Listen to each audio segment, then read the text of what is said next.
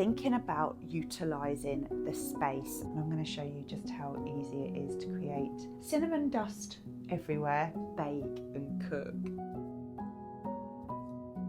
I am definitely a lover of jars and bits and pieces that I find around the home. I don't know why I do that. That is the job for today. Space saving tip, galley kitchen tour. Are you a pasta lover as well? Scandi, Hygge, really minimal budget. The most incredible pair of scissors that we've ever had. Having a small space hasn't always been and isn't always easy. Let me just grab my glasses, take a glass jar. I just want to show you what it would be like. Welcome to my kitchen. Good morning and a very warm welcome back. I hope you are well this week. You're at home.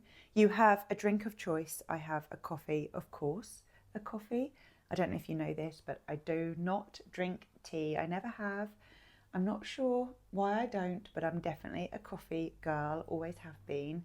And today the weather started off fully rainy this morning. Woke up and it was actually quite dark. It was a bit of a challenge to get out of bed this morning, but of course, put my feet down on the ground, told myself I'm going to have a super productive day, and I am really, really looking forward to spending another day with you.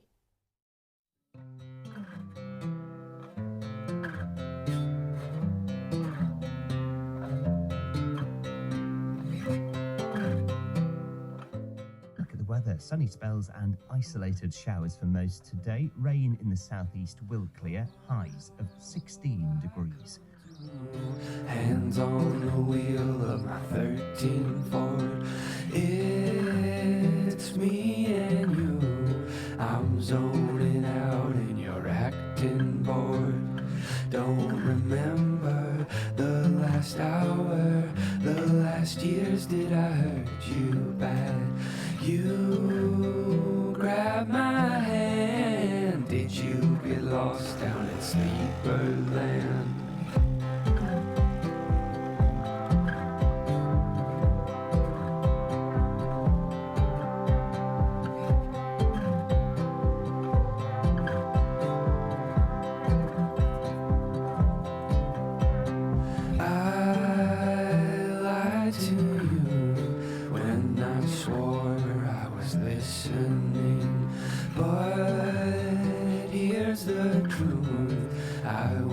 Afloat in my daydreaming, I'm alone there in my comfort.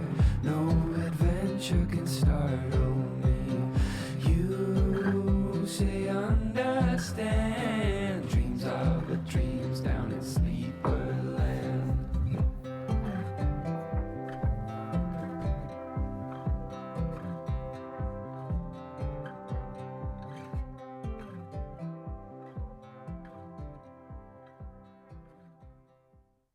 Today is all about having a huge kitchen reset.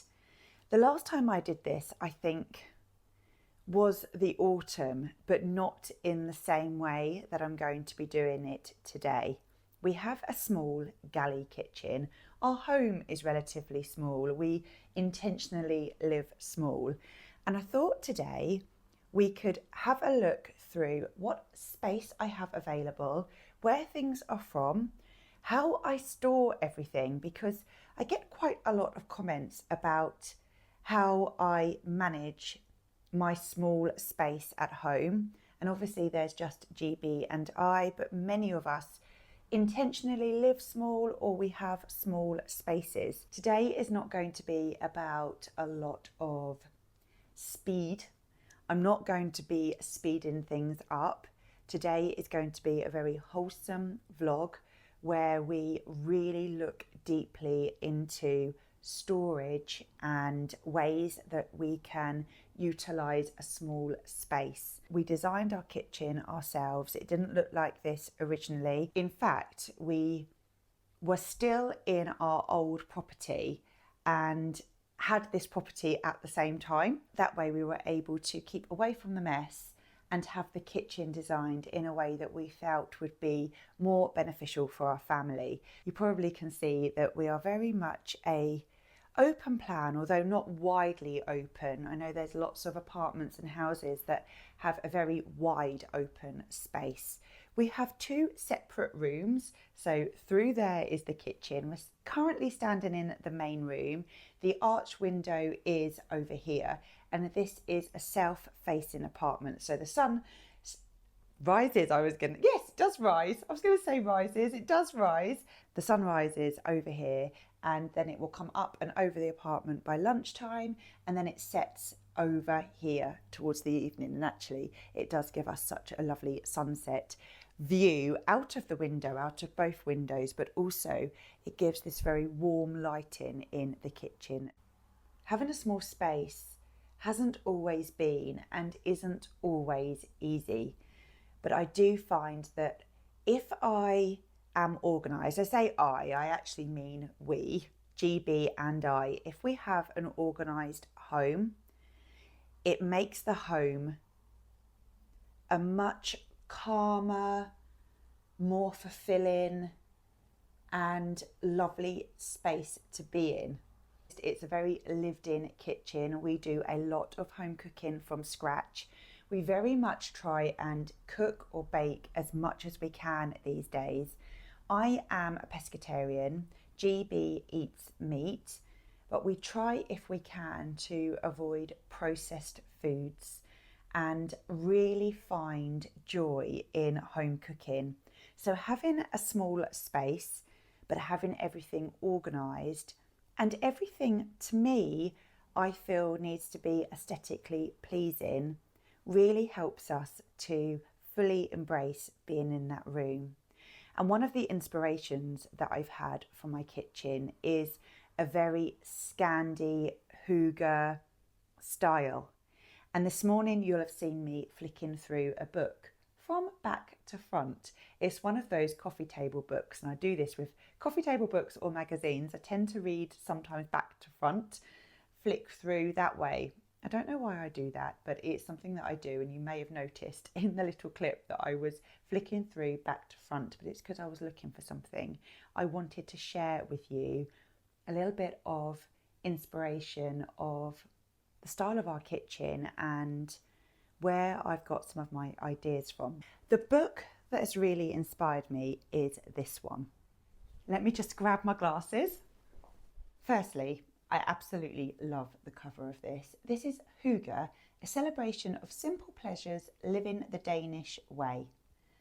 Isn't it gorgeous? I love it. I've had this book for years and years and years. If you're somebody who loves spines of books, there's the spine.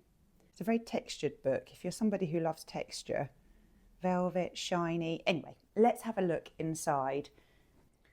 So here is just some of the inspiration that I've had for my kitchen.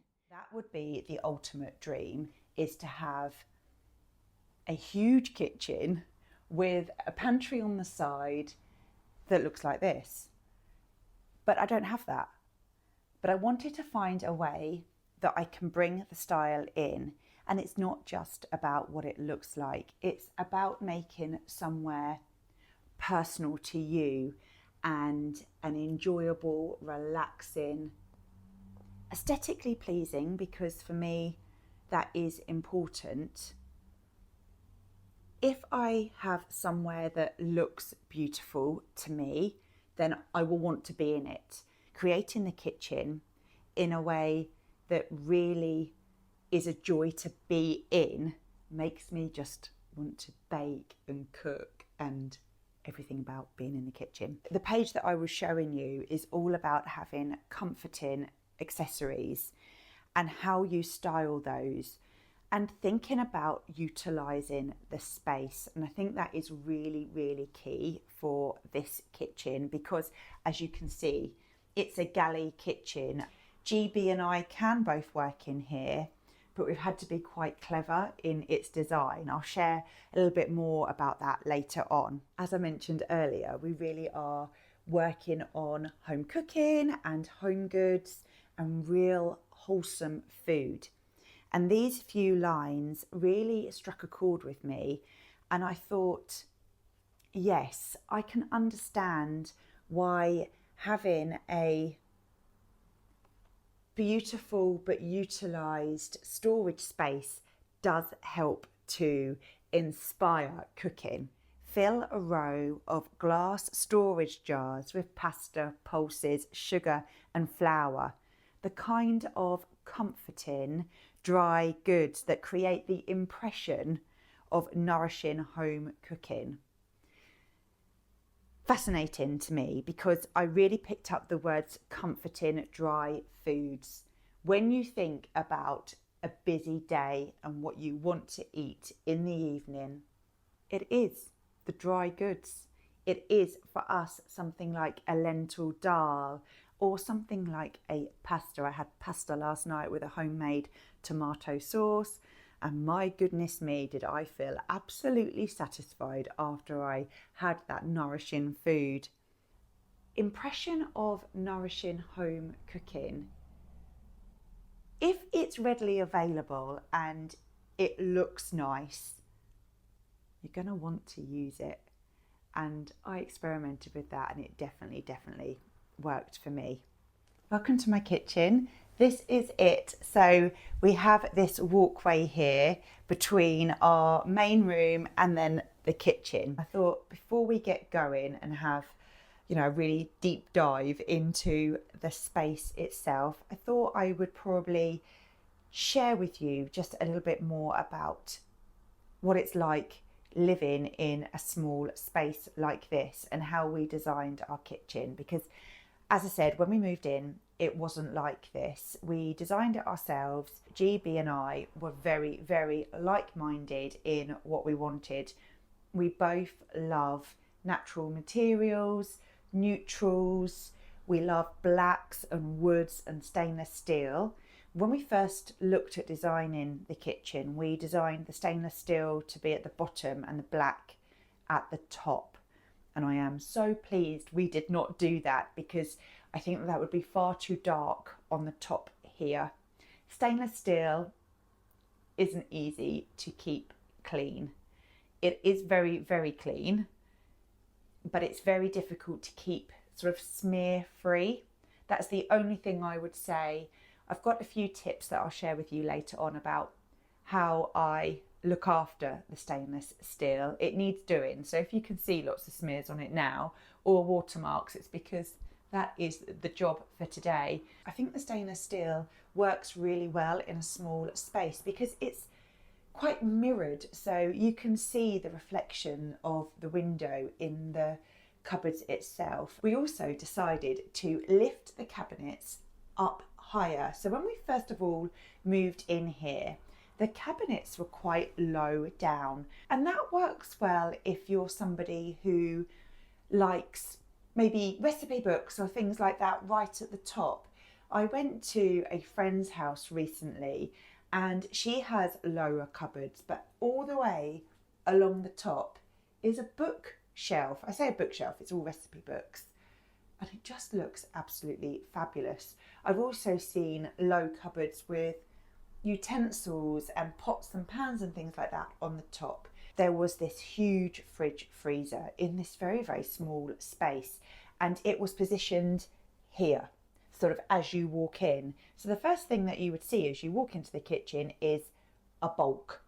And we decided that we were going to take the fridge out and then have a low level fridge and freezer, which provided us with an extra amount of work surface. Because the fridge freezer wasn't there, obviously you've got more space. So we moved that, and I can't remember what this was before. I think it may have been a cupboard. That's right, it was a cupboard. So we sacrificed the cupboard here for the fridge. And then on this side, this here used to have a dishwasher in. And we decided that it was more important for us to have the work surface. So rather than a dishwasher, we put the freezer in. So we've got a fridge and a freezer here and here. And then obviously we've got our sink there. Something that we decided to do with the sink was match it up with the stainless steel just to keep it in keeping. So we've got a stainless steel sink, and that was another tip that we decided to do because we would love a huge sink. But in a small kitchen, there's just not space for it. So we decided to go for the smallest sink that we possibly could, and it works really, really well. Another little tip I'll share with you now. When we had the kitchen designed, we kept the chunk of wood where the cooker would have been. And we decided that we would keep this and we put it over the sink. You can see that that just hides any washing up. If we've got guests coming round, but there's cups and saucers and all sorts of things, we pile the sink up and then push this board over the top, and it's like there's no washing up at all. So that was a little tip for a small kitchen. Another thing that we found was really, really useful was the handles. So we had a bit of an issue with the handles when we first of all designed the kitchen. We had stainless steel ones, which we thought great, it would team it all in. When IKEA came to do their post-inspection, they said that the handles shouldn't be on the cupboards. So we got them replaced, but actually the handles that we have now are again great for space saving. They are black and they are the same colour. It sort of is all in keeping, but what they're great for is when I am washing tea towels, and I will have every single handle with a tea towel on. So let's just pretend I've done a tea towel wash. I will dry them all on the handles just like this, and they're easy to fold away. Something else that we decided to do in this area, just to give us more work surface, was we removed the silver metal stainless steel drainer, is it called, where you put your plates and things. But instead, IKEA sell these little mats. I think they are so cheap. We have 3 of them, and we layer them up on the side for when we're washing up, and we put our cups and saucers and plates and bits and pieces on here to dry up from. And it just means that because it's temporary, it doesn't always have to be out, and it does encourage us to put the washing up away. I know some people would say, how do you manage to live without a dishwasher? Well, I love slow living. One of the things I get a lot of pleasure from is standing here at the window. It's probably some of the deepest conversations that we have. One of us will do the job of washing, one of us will do the job of drying. In our house, GB washes, I will dry. The quality of that time that we have. GB will be standing here, bubbles everywhere, radio will be on, I will be standing here drying up from what he's placed down, and then I will sort things out along the coffee bar, which I cannot wait to tell you about this. Some of you may know a little bit more about this coffee bar because I've mentioned it before, and I would say that in the whole of our home, this plank of wood is the most utilised heart of our home, and I'll talk to you a little bit more about that in a moment. Another way that we decided that we would save space in the kitchen is having the microwave up high. And that was a little tip that I read in the book that I was sharing with you earlier about keeping the microwave away from the surface. And because we had that opportunity of redesigning our kitchen, it's one of the things that I'd suggested to GB, and he said, absolutely brilliant. Because a microwave for us isn't used all the time, I said, if we have it up high, we've still got our work surface and it is in a utilised position, and it's definitely something that I would 100% do again. Recently, I came into the kitchen and it wasn't working, and I said to GB, I was adamant, it's broken. I've tried turning it on. I've tried to reset it. It got to the point that we decided we would order a new one, and it arrived. And then it sat for about 2 weeks until GB had time to take this one out and put the replacement in. The replacement, I think, may have been the newer model of the one that we've already got. Anyway, all I heard was a Cher, and I walked in, and I know when your other half says something in a way that you go, I think I've done something wrong. I walk in, I'm like, yes, love. Did you look at the plug when you was trying to sort the microwave out? Plug? So the plug is in the main cupboard up here, and I think I'd pushed something against the plug which turned it off, which meant that I thought I'd broken the microwave, which meant that I'd bought a brand new microwave. It sat for a week, 2 weeks before GB then tried to remove it, and I had to take it back. IKEA were absolutely fantastic. I think they've got a 365-day return policy. I'm not sure if that works on their electric things, but I explained what happened and they were absolutely brilliant. So that is a really good space saving tip. I love my stove kettle. No leads, it doesn't need to sit on the side, it sits on the cooker. We don't always have the cooker on every moment of every day, so it's utilising the space. And honestly, there is nothing like hearing that kettle boil. I don't drink tea, but GB does. And when I make him a cup of tea or he makes one for himself, just the sound of a whistling kettle, it's home. It's absolutely home to us. The coffee bar, the heart of our home.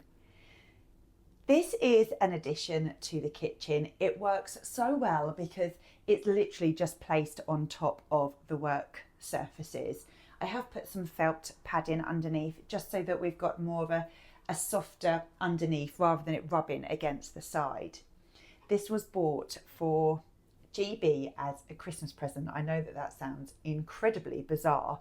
Why would I buy essentially a pine wooden shelf? This is a shelf that I bought on Etsy. I'll try and link it if I can find it. I'll pop it in the description. It's got such a lovely edge of this bar. I call it a bar because it's definitely wide enough for us to have as a coffee bar. This was bought for GB as a Christmas present in lockdown.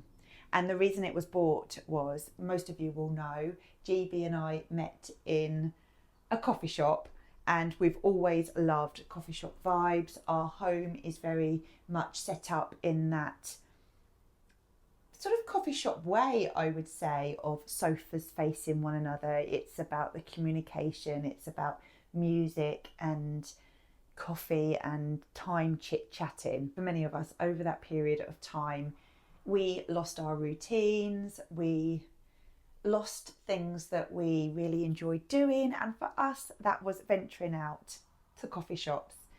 And I remember GB saying, I'm really missing it, Cher. I'm really missing out. If I could just go into a coffee shop and sit down, because this was at the time where coffee shops were having to think about having a bar outside and handing you a coffee. Anyway, that Christmas I had an idea and I thought, I am going to create a coffee shop in the kitchen, which I know sounds way out there, but I did. And I bought this coffee bar, 2 stools, which we sometimes have out depending on how we're using the space. But I had the coffee bar, I put the coffee bar along the middle. We had twinkly lights up, a coffee machine, lots of pastries in a hamper. There was Christmas trees, there was a pancake set up in here, and I made it a real Hygge style kitchen. And from that moment onwards, this coffee bar has been used every single day. Every day. We either, as I say, have the stools here, we will sit and have lunch here. I will often move the coffee bar into the main room and we'll have it as a table set up, because that is one thing I miss, is a dining table. So we'll quite often use this in there, and I'll set it up by balancing it on the stools. You may have seen me do that. Sometimes I'll put it in front of the arch window and we'll have a coffee bar or breakfast bar in front of the arch window, but this is used all of the time. As you know, if I'm doing cooking, I'll often have it here as well. It's much easier for me to move that bar around and just have everything to hand. So great little tip. If you are somebody with a galley kitchen and your space allows for it, I would definitely say a plank of wood of some sort just helps to give your kitchen more of a space, and it's amazing how much we use this. The last tip I have for like the kitchen itself, before we delve into the cupboards and the drawers and how I organise everything, is you'll notice that there's no toaster out on the side. I couldn't live without a toaster. I love toast, particularly with butter on. It's making me want that for lunch, actually, just some toast and butter, but there's no toaster on the side. And that is because it allows us more space, and also we feel that when you live small, if you can keep your space as clear as possible, it's less cluttered, it's less things going on in your mind, there's less things to move about. We are going to get started, and I'm thinking, what do I do first? Because I want to look at the spices, I want to look at our glass jars, I want to show you how I go about caring for cast iron, because we have a lot of cast iron. I want to clear the cupboard, and I'm thinking about moving a few things around. Let's show you this drawer as it is. Now, you may think, when I open up the drawer, you may think, well, what are you talking about, Cher? Why do you need to organise it? I like to relook at my kitchen in this way, in a reset way, probably quarterly, I would say, for myself. Deep clean regularly, but a real deep organisation sort clean is what's happening today.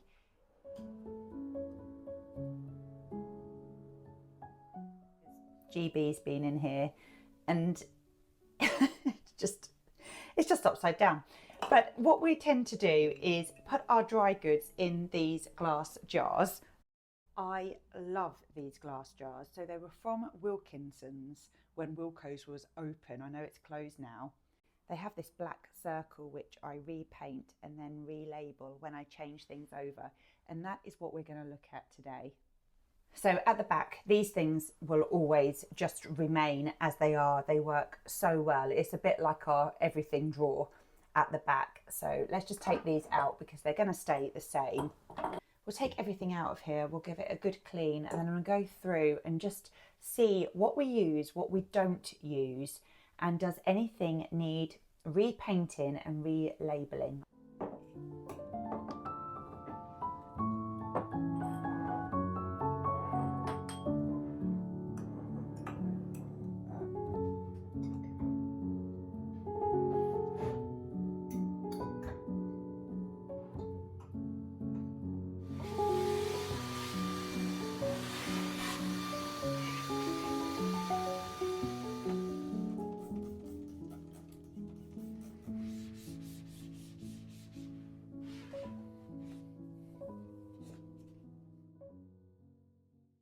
Right, let's see what we use and what we don't use. So dried fruit, yes. Light brown sugar, yes. Nuts, they are going to be relabeled. Bacon beads, yeah. So there is a little job that does need doing. Some of these glass jars need relabeling. I always use the same paint. Johnstone's black matte paint works really, really well for this job. And I'm simply going to take a glass jar and just very, very carefully repaint over the circle to get rid of the label, and then we can relabel these with what's going inside.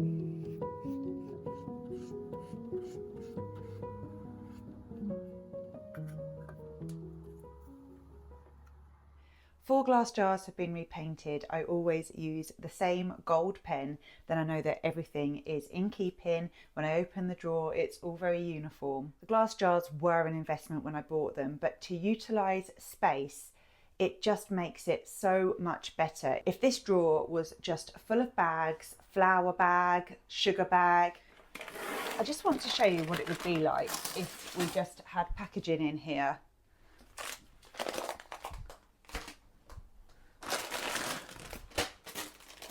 That's just a little bit of an example. So first of all, it would never look that tidy.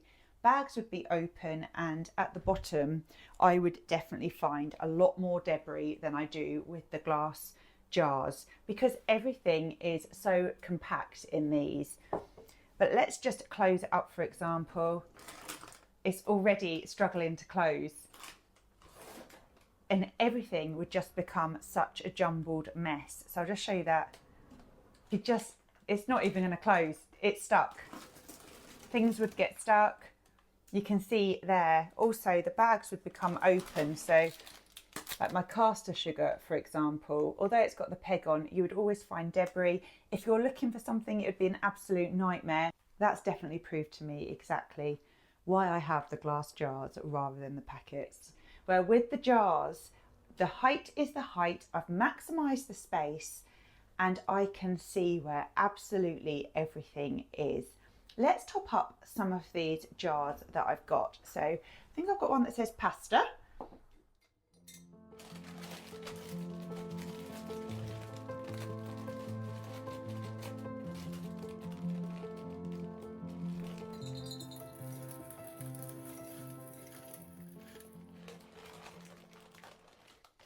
Once the glass jars are full, there is quite often a little bit of food or flour or something like that left over. Pasta, for example, has a very small amount in it. That is used for a dinner that is over the next couple of days. I'll just put all the different types of pasta together and make a lovely pasta meal. Things like flour for me are just so much better stored in a glass jar rather than a bag. The bag's often messy, sometimes it will have flour all the way around it. They're often stored at the back of the cupboard, or if I was going to put packages in that drawer, it'd be hard for me to rummage. In a glass jar, grab and go. But what do I do with the leftover? This here is a tiny little cupboard on the end. There wasn't a cupboard the size that we could have going back to the wall. So this is like just a cover in here, and the cupboard space is tiny. It's tiny and narrow. So if I open it up, let's give that a little bit of a clean whilst I'm here. Right at the back of here is where I would store empty packages because I never go right to the back. And do you remember me saying to you about tea towels? The tea towels are always stored at the front here. So I have this back space which is otherwise unused and great for leftover packets.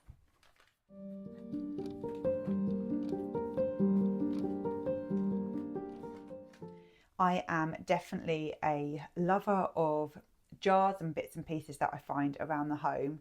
These had candles in them and I fell in love with them because of the amber colour glass. I put some hot but not boiling water into where the candle wax was, and then very slowly and carefully just removed the old wick out of the jar. And then I used them to store things in, like little hooks here. These are great.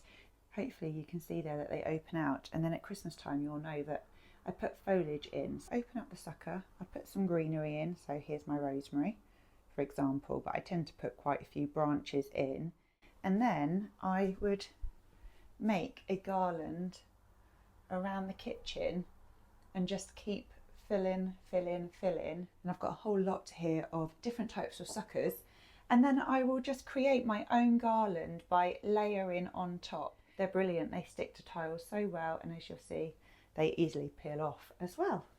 Other bits and pieces that I always have to hand: batteries, always need batteries, cocktail sticks, pegs for my indoor washing line, floristry wire, hooks that I use for draping material at the window, that sort of thing. Let's get away what we can, so these go to the back.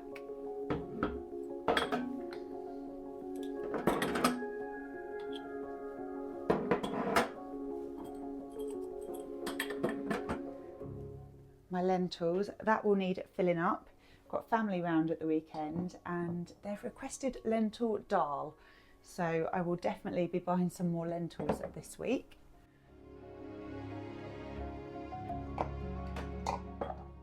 Okay, so this row I have pasta, granola, tea, lentils, plain flour and oats.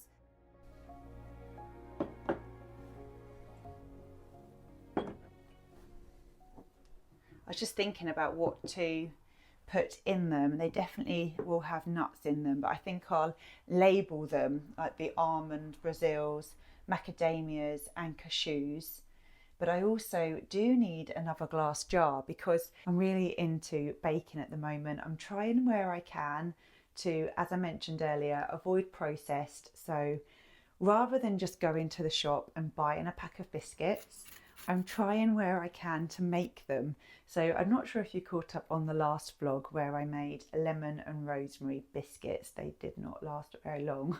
They were incredible, so spring-like and great for this time of year. I often use caster sugar for those recipes, and I'm going to have to work out where to put that because that is frustrating me that it's in a bag and it's not easy to get to. It's currently in another cupboard, which I'll show you very, very shortly. Whilst we're waiting for the glass jars to dry, I'll show you the spices and where we keep them. Please do excuse them because they've got a little bit of cinnamon dust all over them at the moment. They really do need to come out, have a good clean and then go back in. But whilst I'm showing you, I will talk to you about how I achieved this look on a really, really minimal budget. Hardly any money at all. It was so easy to do, very, very accessible. We used to keep the spices at the back of a cupboard on the other side of the kitchen, really low down and at the back. And to be quite honest with you, if I had a recipe that involved a spice, a herb, I just wouldn't use anything because I knew that it was so awkward to get to. But having them in a drawer where everything is, particularly because the spices are right next to the cooker hob, it just makes everything so accessible and so easy. So this is the drawer that we're going to be looking at next. It looks quite tidy, doesn't it? This area in particular is one of my favourite parts of the kitchen. We originally only had sort of one set, and I remember saying to GB, I think it'd be better if we have two of these because we will use these bits and pieces all of the time, and we honestly do. So I try and keep the greens to this side and then like the reds and the darks over here so we know where we're finding everything. But you can see there's lots of, this is cinnamon and we use the cinnamon all the time. Let me tell you a little bit more about these herbs and how I've got them looking more uniform really and just more aesthetically pleasing, and it's incredibly easy. This is where all of the spices used to be. I used to pile them high up here. That goes to the back, and in front is where my toaster lives. I've just moved the toaster away just to show you really the before and then the after. So you can see I've got all my reserves in here. I love to know that I've got spares of everything. And again, it's wasted space, so I don't mind them being in here as reserves, but this is not ideal for me just to have my main spices. I thoroughly enjoyed creating my own little spice drawer, and I'm going to show you just how easy it is to create something like this. All you'll need is supermarket herbs. I found Tesco ones work really well in our drawer, and that is for an IKEA style drawer, and they fit perfectly in there. Any supermarket herbs would work well, just save the containers and the lids. You'll also need a hairdryer, nail varnish remover and a cotton pad. Some labels. These labels are fantastic. I bought them on Amazon. I'll leave a link in the description. There is so many on this reel. They were really reasonably priced and the stickers stay on, which is the most important thing.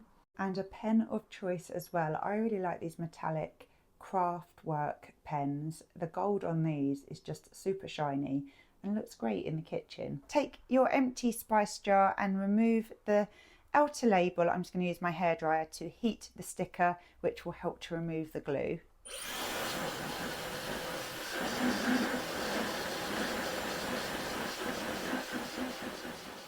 Remove that sticker. It comes off lovely because I've used the hairdryer on it. Perfect. Now we're going to remove the top sticker in the same way.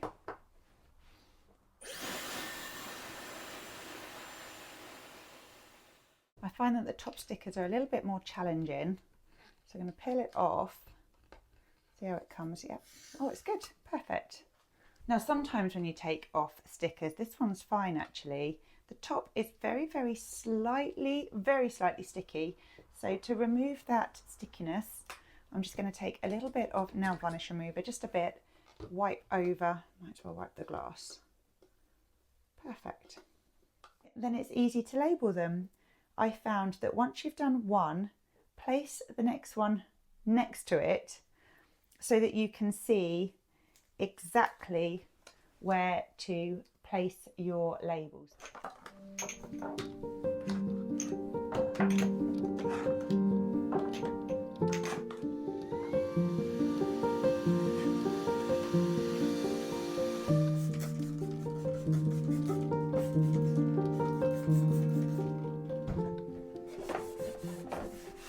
Before I give these a good clean, I thought it'd probably be better just to do a quick stock take of anything that needs topping up. So that's fine. Cinnamon, I did say, didn't I, we always use this one, so that does need topping up. Thyme, they're all right. Bay leaves, rosemary, salt. I've got a little bit of organisation to do.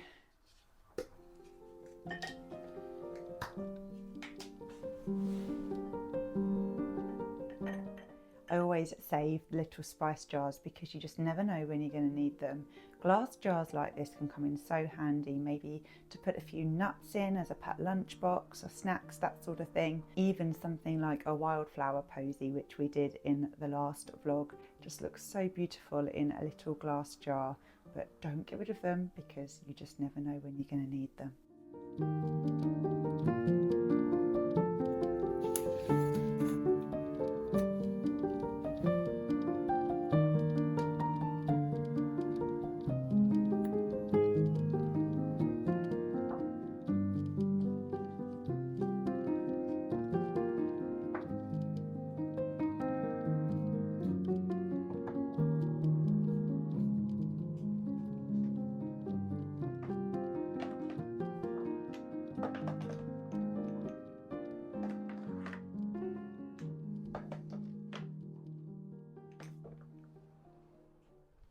The drawer is sorted out now then, so we've got the spices at the top. They have been refilled, they're ready to go again for this quarter. And I feel like for us at home, sorting out the kitchen every season really just helps us to utilise everything so much better. Living in a smaller home has its difficulties, and I think if you can make it as easy as possible, it definitely helps you to embrace things like home cooking and things like that. The last place I want to be stressed out is in the kitchen, so I'm really pleased that I've managed to do that. We're going to be moving on to this top cupboard now.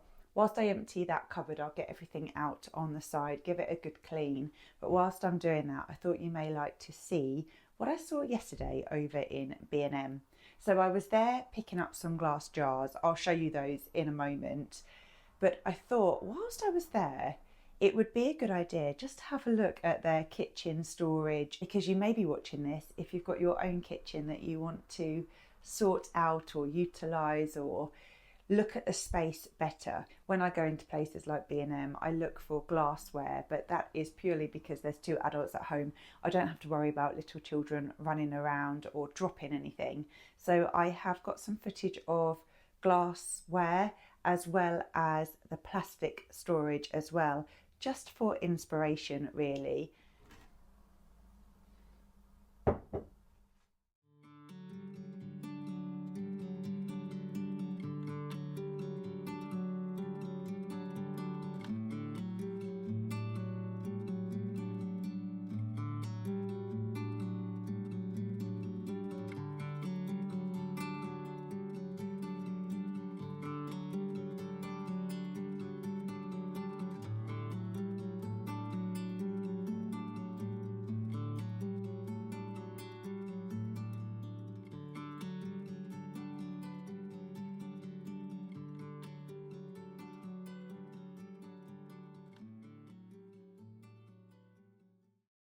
Hopefully you'd have seen that there was such a wide choice in B&M.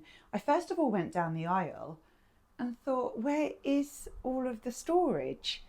They've moved it. Anyway, I managed to find it and I was quite impressed with what was there. These are B&M, so the taller glass jars that I've labelled and the smaller ones, as well as the teeny tiny little glass jars as well. I like a variety of different sizes. I didn't see these in there yesterday. This cupboard up here has had that situation in that I said about down here, where the packages were just sitting on top of one another, and every time we opened the cupboard it was like you're putting your life in your hands because everything was falling out. The taller ones work really, really, really well in here because they fit into the cupboard. They are the height of the cupboard, so that is definitely something I would recommend. Really look at what you're needing before you go, because I did make the error the first time I went. This is what I picked up yesterday, £5 for 3. I love the fact that they're glass, and obviously with the black accents it matches our kitchen so well. Let's get these open. Oh, they're nice. They're a really nice size. I like these. Perfect. I'll give them a quick rinse and then we can get restocking. This size is perfect for baking cookies and things like that. You can fill up the glass jar, pop it in the kitchen. You know what I'm going to say? Keep coming back in and out, taking a little nibble of a biscuit. Perfect. I'm really, really happy with these. They will also stack, I think. They'll stack really well.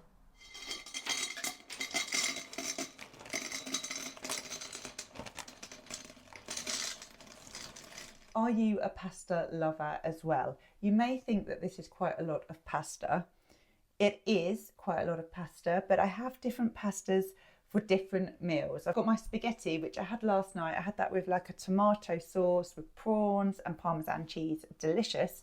Then I've got my white pasta with the really big hole, like this. Great for days you want stodge and you like the food to go inside the pasta. Then I have my wholemeal penny pasta, which is for days where I'm being healthy and wholesome, let's say.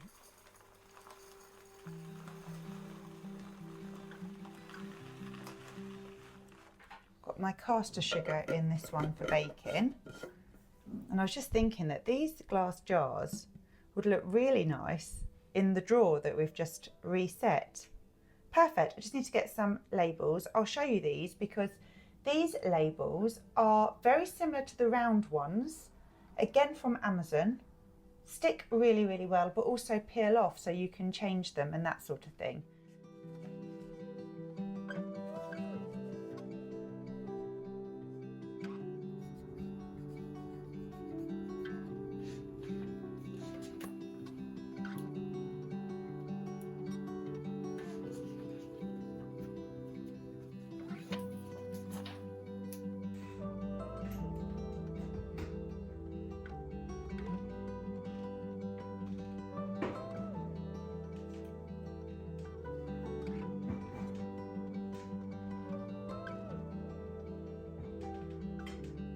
Done, everything is to hand. I am really, really happy with that. That is so much better than rummaging around packaging. Next up is a job that I've wanted to do for such a long time, and that is take care of my wooden utensils. So I have bought the Be Natural beeswax board care, and this is safe to use on your utensils or your chopping board. Well, everything in here is Habitat at Sainsbury's.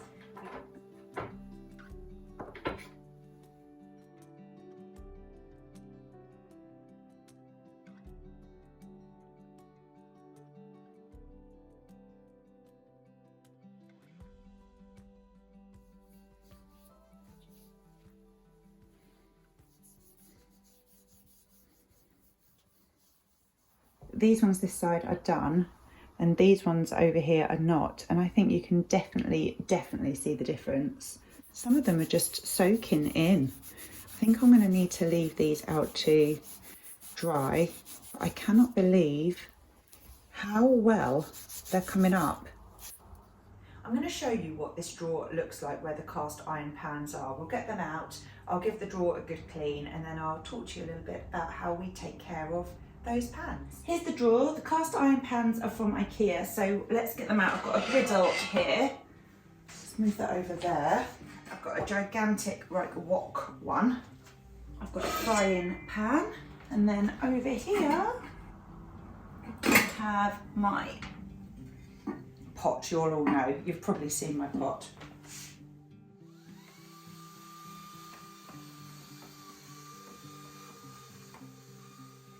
The divider is from IKEA and it's brilliant. It just helps everything sit up and stay organised in here. First up is my cast iron pot.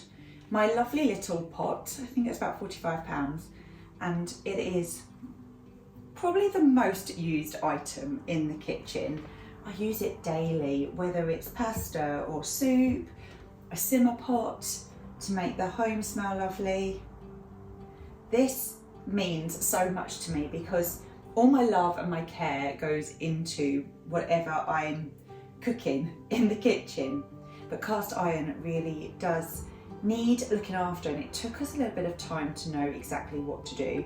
There are some tips to using cast iron, and we have found that first of all, it's best to wash up the cast iron just before you sit down to eat. So for example, if we've made a stir fry, it's much easier and quicker just to run the huge cast iron pan. So if we're doing a stir fry, we would use this huge cast iron pan.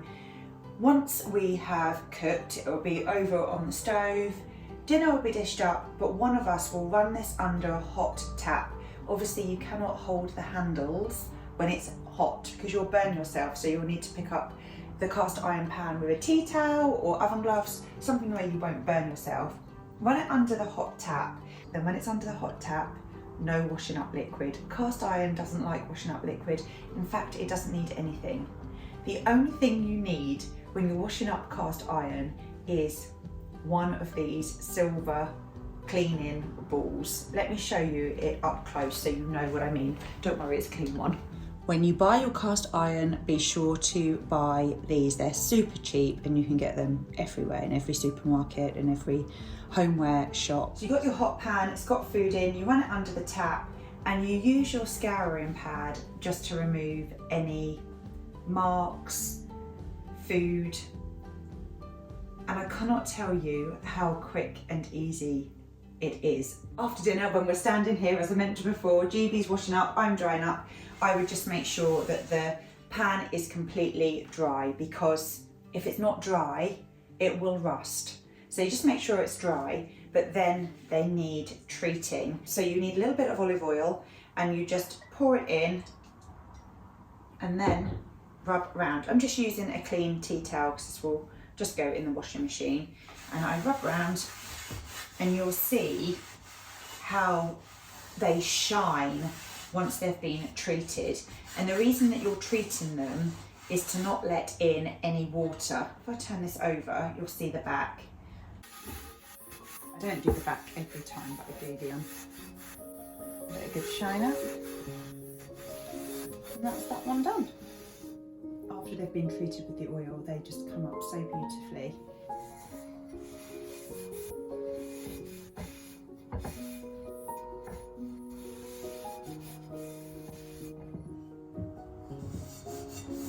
That's honestly that easy.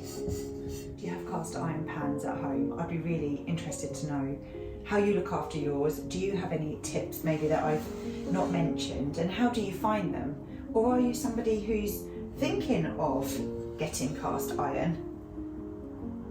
It was an investment, and I think we started with the pot and the large pan, and then I was back in IKEA, I think, in the same week, and we decided just to get them all because we found them instantly better.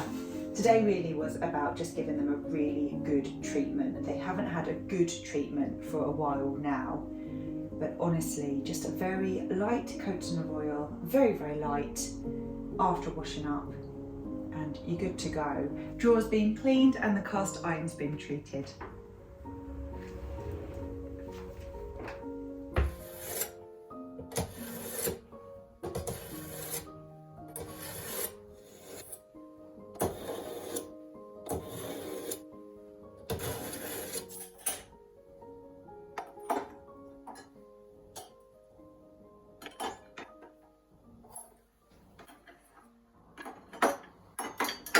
Well, it's a little bit later on now. I have been busy just sorting out the cupboards that have been left over, just having a look really at storage. I'll be sure to show you very, very soon. I'm about to clean the stainless steel cabinets. I'll tell you what I use in a moment, but I thought you may like to see what was available over in Home Bargains. There wasn't as much over in Home Bargains, but I thought you may like it as a comparison. They did have some really, really cute jars in there.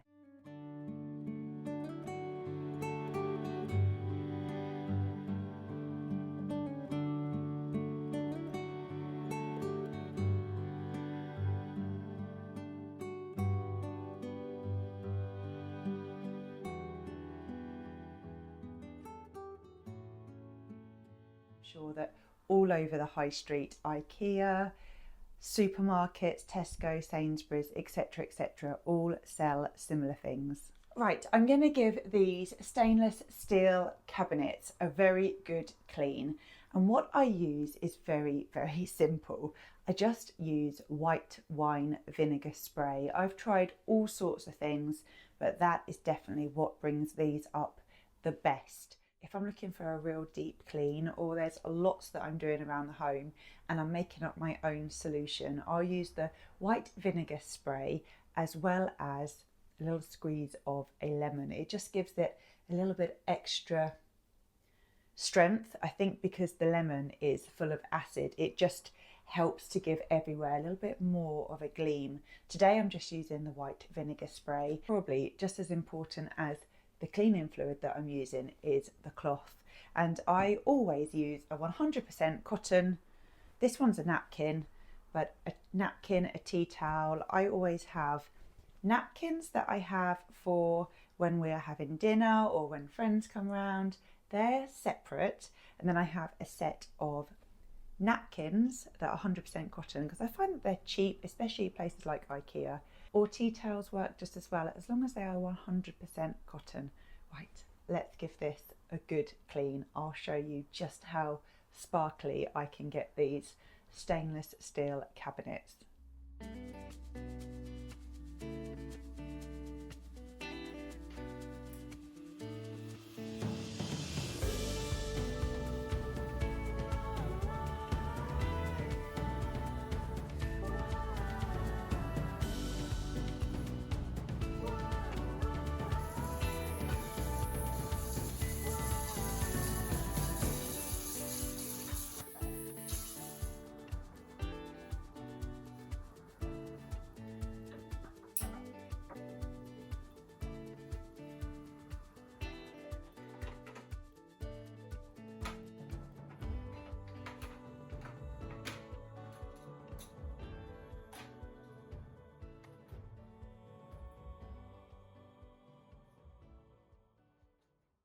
I think we may be finished. I can't wait to show you the kitchen. I'll show you the stainless steel cabinets as we do our little galley kitchen tour.